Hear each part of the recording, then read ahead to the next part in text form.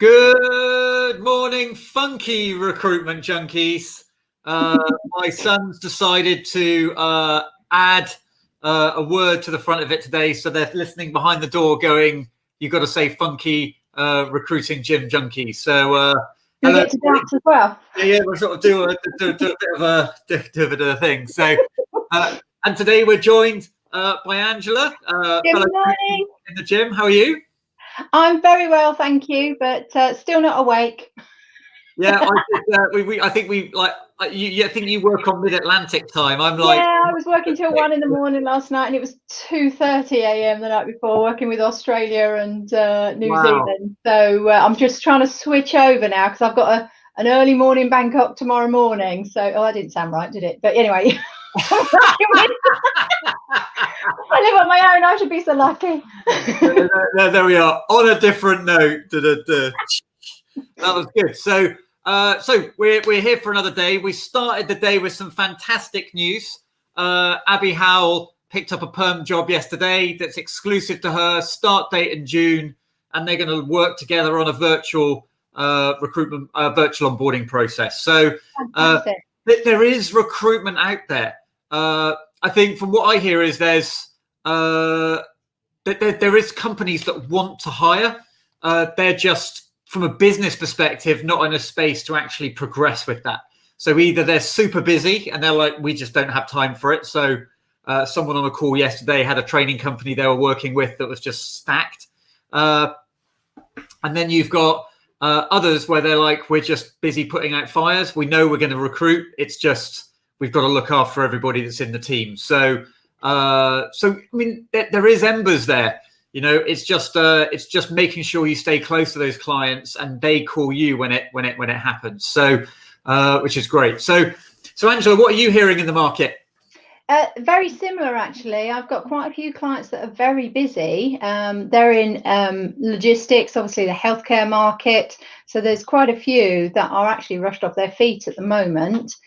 So if people have been made redundant, then my suggestion would be, if you want to work, there is work there for you. And there are recruitment agencies that need people at the moment. So if you wanted to make that switch, if you're not looking to go back to the company that you were with, then get proactive, because now's the time that you'll pick it up. Give it another 2-3 weeks that they'll be gone. So I think that's one thing. If you're out of work totally, then look at this. And of course, then it might be, well, I just want to work close to home, do a few hours, just keep myself going and ticking over. Well, I'd be happy working in Asda or Tesco's or wherever. Actually, I think Tesco's, they're the ones with the plastic screens up, aren't they? Yeah, it's one of those. I've always said to myself, to my daughter and everything, I would never be out of work, because I would always work, whatever it was. When I was doing my A-levels, I had 6 jobs that I was working at that time while studying my A-levels. I've just always worked, and it didn't matter what it was. The hardest one was getting up on Sunday mornings and working on Wembley Market. So if anyone remembers the watch stall on Wembley Market 35 years ago, that get people going, yeah, I bought one from there. It was a dud. Like, I want my money back. So I only worked there in the summer. In the winter, I got into the burger van next door because it was lovely and warm. Right, fantastic. So right, so Daryl said they've decided at Agile to cover our costs and donate 30% of GP for every placement to charities. Oh, wow. That is fantastic. What a great thing to do, and a great message for your clients and candidates as well. Yeah, there was something that came up yesterday. I won't mention the names. It will probably blow up anyway. It came up last night, but there was a company saying about working through these times and really smashing it. And I think that was the word, that smashing it during these bad times. Want to work with people that have smashed it before. And it straight away, it didn't feel right. And then I realized why. And it's because I don't want to work with a company that's smashing it during times like this. I want to work with companies like Daryl's, that they're not necessarily going to make a lot of profit. They're going to come out of it, and they're actually going to help other people along the way. If you're making a lot of profit during this time, really stop and think about yourself. How can I help? How can I help others? Because not everyone else is actually in that situation. So Daryl, I salute you. Yeah, there's many different ways of skinning the recruitment cat, as it were. So what we're going to do this morning, Angela, is yesterday I was on a team with I was on a call with the team. So JobTech team, fantastic group, and I was on with like 30 of their solopreneurs, and obviously these are individuals that are similar to us, sort of run very small businesses, and we're thinking about proactive things that they could do whilst their clients weren't hiring. What could they do that enable themselves to exit this situation in a more positive situation than they entered it. So the first step. So we're going to go through these, and we're just going to share some of these ideas. Hopefully, it will help the recruiting gym junkies as well. So the first one is there's a lot of them that are spending time double backing with all their senior candidates, saying, "How are you doing? Are you affected? If you're affected, let me know. I'm more than happy to help you out. We'll help you with CVs, etc., etc., etc., etc." So that seemed like a great idea because they're sort of clients, but they're also candidates as well. What do you think about that, Angela? Yeah, I love that idea. And actually, I promote that anyway, as part of the aftercare service, whenever you've placed someone, that you do keep in touch with them. In the old days, we had the issue of people approaching them to put them into other work, and therefore there was sort of no contact whatsoever because you couldn't call them. But you've got them on LinkedIn now. There's no reason why you can't actually connect with them. If you're wondering what the snoring is, yeah, that's this little one that's not been able to be tied up this morning. Stop snoring. He wants to join in. We can get everyone to bring their dogs on the show. So this is Moog, and he makes that noise. So there you go. There we are. Fantastic. Yeah, so get in contact with them, and you could go back years here. Look back all those placements over the years, all those people that you can be connecting with. And you're right, it's about how are you, what's going on in your world. Is there anything we can do to help? You're not offering them jobs. I don't think there's an issue there because there's potentially not any jobs for them at the moment, but certainly getting them back in your talent pool, and they will know someone that needs help. So even if it's not them, then there's going to be someone else that you might be able to help. Second thing is see how you can promote yourself through other people's networks. So if you imagine we get guests on our show, we go on other people's shows as guests. Yeah. What can you do with all your professional associations related to your niches will be having members that are challenged. They might be affected professionally in terms of their job, or they might be affected in their capacity as a leader. Often you'll offer your insights in terms of what skills are still in demand, what are the sort of must-dos if you think you're going to get made redundant, how to pimp your CV. We've got lots of insight that we can share. And now's the time. We don't often make time to do.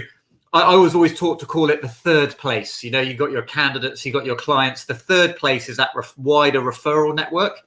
So start trying to cultivate some of that referral network and offer your services to their members to provide them with insights.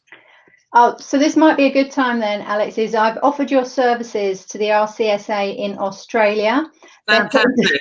They're putting together some webinars for their members. They're the same as the REC here in the UK. So that was the night before last. I didn't get to speak to you yesterday. So there we go. Yeah, we're going to be doing that, and we're offering some of your webinars over there. Fantastic. Well, I'll look forward to that. And that's the thing really, is that look outside of your immediate network and how can you get a broader reach to be seen as helping others as well.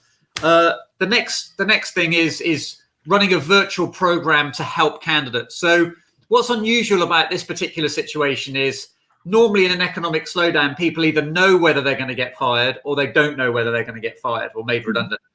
In this market, we've got millions of people in furlough, which is, do I have a job? Don't I have a job? And so I know a lot of agencies, there was a few agencies that are running virtual webinars on how to pimp your CV. How to improve your LinkedIn profile, how to make yourself more discoverable by recruiters, because a lot of people are going from inactive to sort of passively keeping an eye out in the market. So how can you offer support to those candidates and engage them? And if you think about it, using a tool like Crowdcast or Zoom, you can get them to register, in which case you'll know their email address, you'll know who's on it, And that then tells you that they've gone from inactive to actually now maybe looking, and they're great calls to be followed up with a phone call. I think things like that really stand you in good stead in the future. They're usually quite a bit of hard work to start with, but it is all about giving back. That took me back to 1991, actually. We had a big recession there, and we did the same for British Gas. And I remember interviewing 75 people in one day. And then guess what? 2 months later, they wanted them all back again through us. So they were their own employees, and they wanted us to payroll them. Those were the days, weren't they? Those were the days. Like, exactly. So we've got some work in between. And I believe in karma. Do some good stuff, guys, and it will come back to you. Yeah, and your candidates will love you for it. It gives you loads of stuff to talk about positively. And remember, there will be great candidates with it that will get let go, and to know who to take them to market, even if your clients aren't recruiting, for them to know you're thinking of them is great. The next one is, from the flip side, is start running some client events. So maybe find other subject matter experts so you can talk about maybe how clients are retaining staff or how they're onboarding virtually, and you might be able to interview a client. So Abby, if you work out a way to onboard a client virtually, maybe your client would be willing to do a podcast, or they're willing to do a live cast, and you can run a virtual workshop to help clients with some of the challenges that they've never really experienced before. If you know someone running a good virtual hiring process, interview them and share that with your team. I'm seeing more and more people. One of our clients yesterday actually posted, even though it's a 4-day week, they've had their most interviews booked this week in all time. So just having that focus on it, therefore they're going to offer online. They're going to onboard them online. So people are working it out as to how to do it. So don't take your foot off the gas thinking you're not going to get anywhere, because actually, this has moved forward pretty quick. I love our industry. We're so resilient, but we're also very innovative. And if there's something thrown at us, it's like, right, okay, what are we going to do now? And on that note, that one tomorrow morning in Bangkok is exactly that. It's a client doing a webinar for his clients, and getting me on there talking about what's going on, what's worldwide. It's perfect. Everyone's helping each other. I'm loving it. It's really good. Yeah. And the fantastic thing is, with that is that, like, recruitment's never easy, right? So it's gone from hard to harder, okay? Where lots of individuals are going from an easy life to a very difficult life, and that's a big leap. Where we're just going, just add another 20 kilos on each side. It's fine. I'm already benching 200. It's good. We have had it pretty easy for 10 years since we came out of the global crisis, the GFC, whichever term you use. It's been pretty easy. So if you've only been in recruitment for 10 years, get us, only been in recruitment for 10 years, then you wouldn't have experienced anything like that. And it's pretty been easy running for you. Now's the time to dig in. Go back to basics, which I think was Abby's point there, is the fact that, all of a sudden she's so grateful for that job and that offer and that opportunity.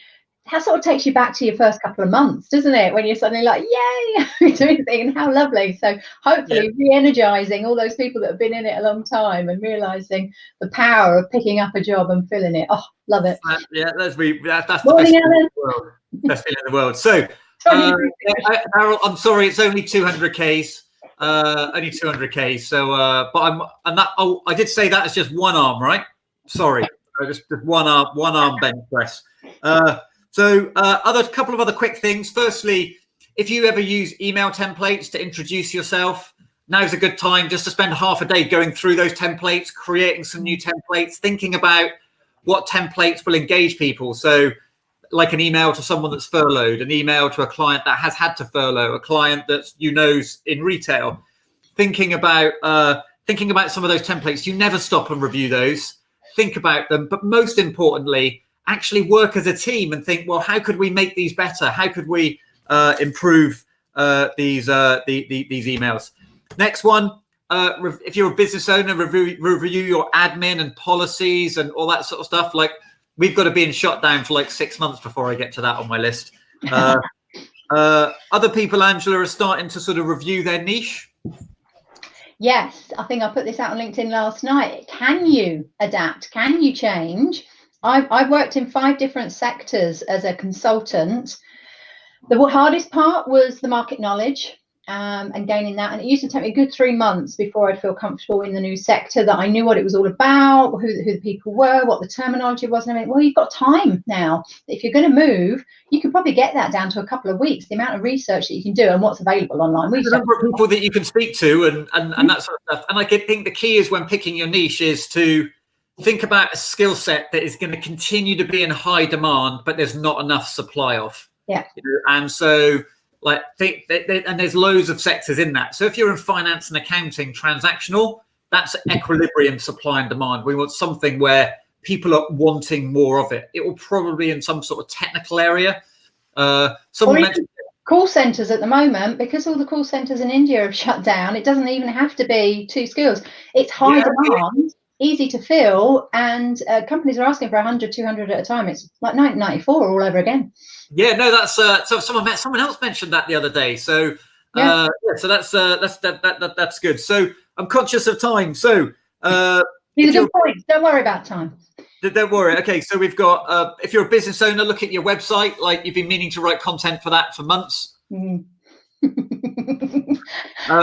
is like pointing at me like this. I don't use my website. Don't use my website. And then the other two that we've spoken about in the recent past. So, talent pooling, really focusing on those skill sets that you're going to have a need for.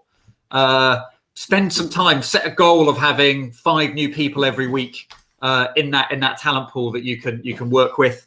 And as we spoke about on Monday, it's the winners and losers. So, Angela, I'm going to leave you to wrap up today. Give us something fantastic to think about through the day and make us feel great to crack on. Well, one, I've woken up, the sun's shining, and at 7 o'clock this morning, it was already 10 degrees. So to me, first and foremost, that puts a smile on my face. You'd never normally see me at this time, but the fact that the sun's shining, let's enjoy that in that sense. And remember, calm seas never makes good sailors.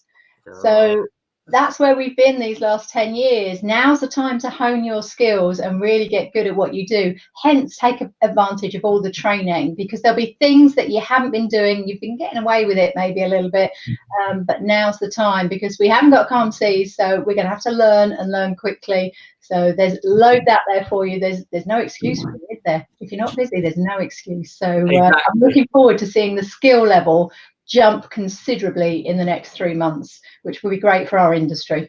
That is fantastic. And there's so much great content out there. I'm sure if you're a member of Rec Team, Members Only, or the Recruitment Network, they're all doing great stuff. So just spend a bit of time learning, and have a fantastic day, everybody, and keep bringing the good news. So see you soon. Take care now. Bye. Bye.